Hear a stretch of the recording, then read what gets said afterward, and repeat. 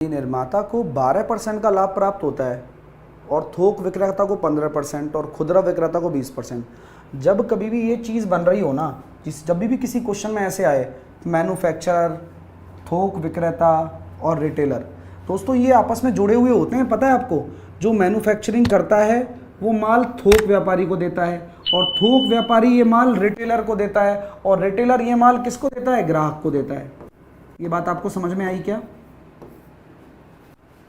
ये एक क्या होती है? एक चेन होती है। इसी को क्या बोलते हैं? चेन रूल बोलते हैं। चलो, चेन रूल क्या होता है? एक सक्सेसिव केस होता है। ये सारी चीज़ें मैंने आपको बता दी।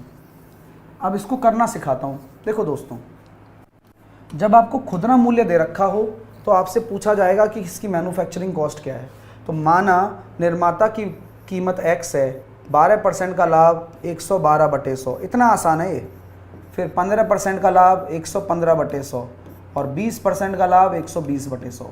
यानी कि आपको इस वाली कड़ी से खुदरा वाली कड़ी जोड़नी है तो ये इस तरह से जुड़ जाएगी। इसी को ही सक्सेसिव केस कहते हैं।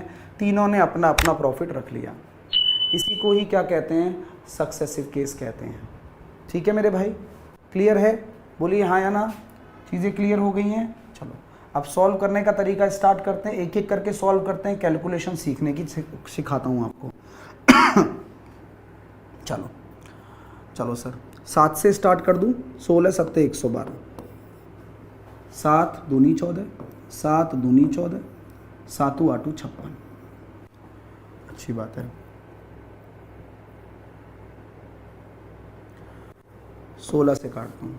16 एकम 16 बचे 6, 16 दूनी 48, 16 × 48 बचे 12, 16 8 128।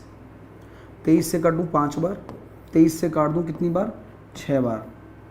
12 पंजे 60, यानी कि सर 6 से 6 कट गया, यानी कि जो अभी आएगा 00 वाला ही आएगा, 10,000। एक एक चीज़ को अच्छे से करो।